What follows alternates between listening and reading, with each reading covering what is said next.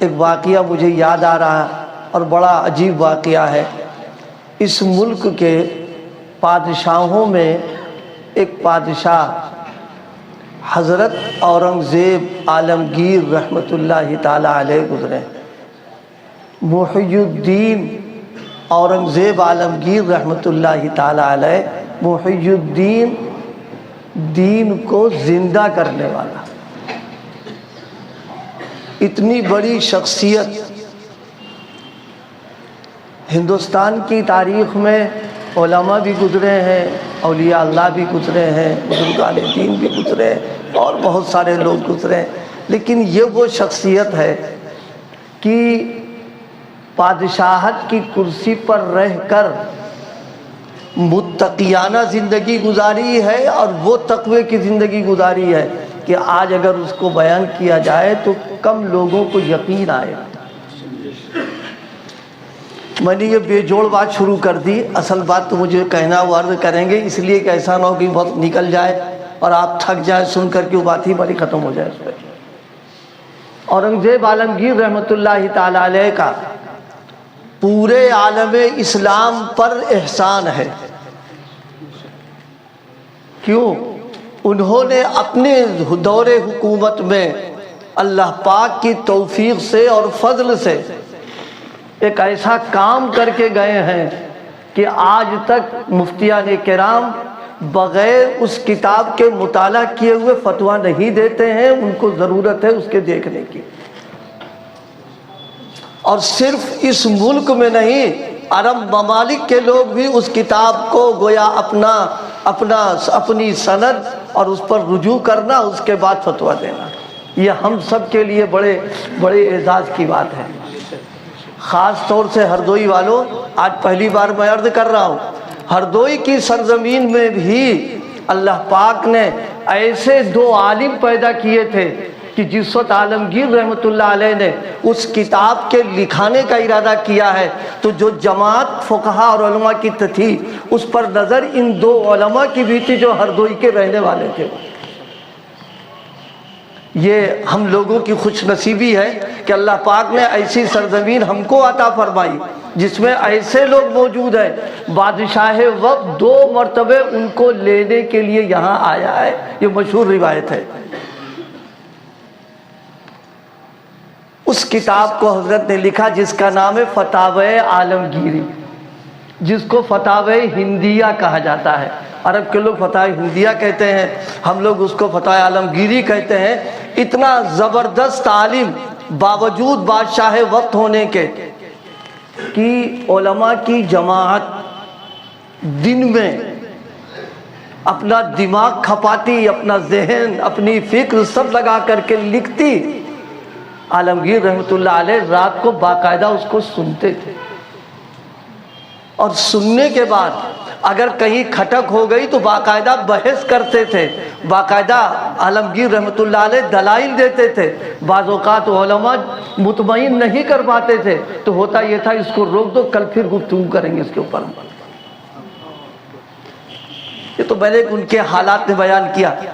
کم سے کم ہم اب مسلمانوں سے تو کہہ سکتے ہیں اپنی تاریخ کا مطالعہ کرو، اپنے بڑوں کے حالات کو پڑھو، ان کی سامانوں کو دیکھو کیسے تھے وہ، کیا کیا کر کے گئے، کیا ہم کو دے کر کے گئے۔ وہ ایک بہت بڑا کارنامہ جو انہوں نے دیا ہے اور انشاءاللہ یہ قیامت تک چلتا رہے گا ان کا۔ یہ عالمگیر کا حال کیا تھا، 2 واقعے سنانا حفظ پر یاد آئے۔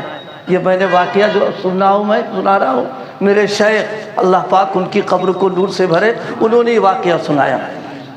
عالمگیر رحمۃ اللہ علیہ کے بیٹے جب حافظ قرآن ہو گئے تو عالمگیر رحمۃ اللہ علیہ اپنے والد کے پاس گئے اور کہا ابا مبارک ہو، پوتا حافظ ہو گیا، مبارک ہو پوتا حافظ ہو گیا۔ برجستہ انہوں نے کہا بیٹا تم کو مبارک ہو، تمہارا بیٹا حافظ ہوا ہے، اگر میرا بیٹا حافظ ہوتا تو میرے لیے مبارکبادی کی بات تھی۔ کچھ سمجھ میں آیا مسلمانوں؟ نہیں آیا؟ ایم ڈی اور ڈی والی بات کرتے تو آپ کے چہرے پر خوشی آتی، حفظ قرآن کی کیا رہے ملا بنا دیا، کیا ہو گیا؟ ابا کو مبارکباد دی تو انہوں نے برجستہ کہا میرا بیٹا اگر حافظ ہوتا تو میرے لیے تھی، تو میرا پوتا ہوا ہے۔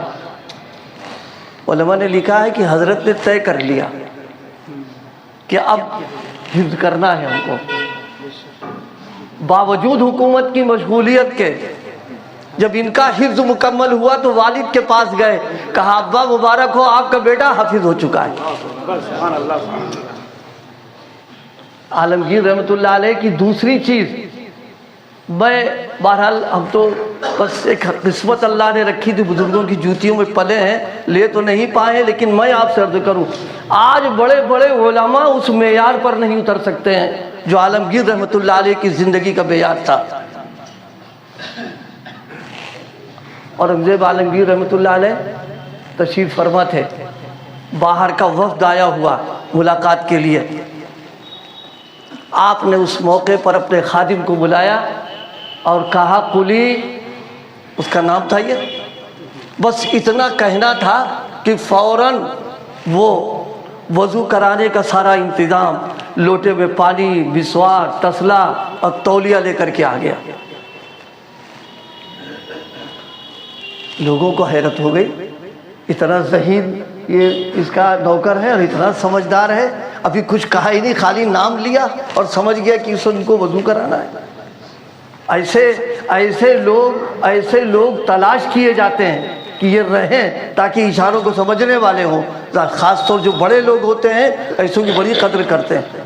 تو باہر کا وفد جو تھا اس نے نظر کہا اس سے ملنا ہے, یہ اتنا ذہین ذکی آدمی, ہوشیار آدمی, مزاج شناس ہے. دربار اجلاس ختم ہو گیا, دربار سے اٹھ کے جانے لگے, اس کو بلایا ہے, کہا میاں یہاں آؤ, تم کتنے دنوں سے یہاں رہتے ہو؟ بتائے اس نے, ہم اتنے دنوں سے یہاں. کہا تم اتنے مزاج شناس ہو گئے ہو کہ بس تمہارا نام لیا اور تم سمجھ گئے کہ ان کی مرضی کیا ہے اس وقت میں. اب اگلی بات غور سے سنو.